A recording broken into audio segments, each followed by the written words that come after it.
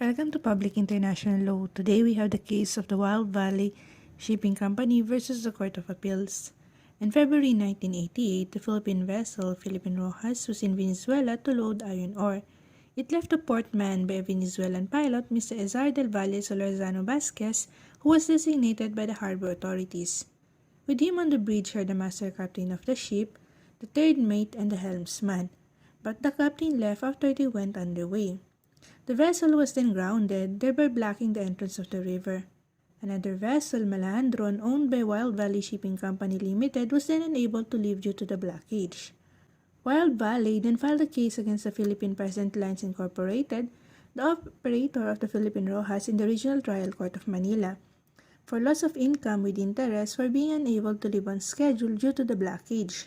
The issue is whether Venezuelan law shall apply. The court held no. It is well settled that foreign laws do not prove themselves in our jurisdiction, and our courts are not authorized to take judicial notice of them. Like any other fact, they must be alleged and proved.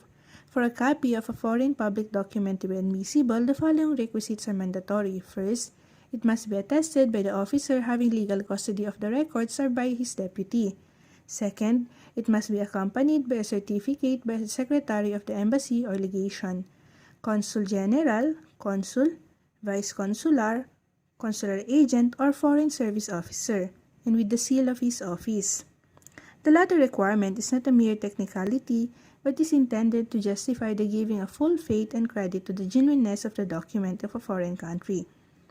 With respect to proof of written laws, parole proof is objectionable, for the written law itself is the best evidence. According to the weight of authority, when a foreign statute is involved, the best evidence rule requires that it be proved by a duly authenticated copy of the statute.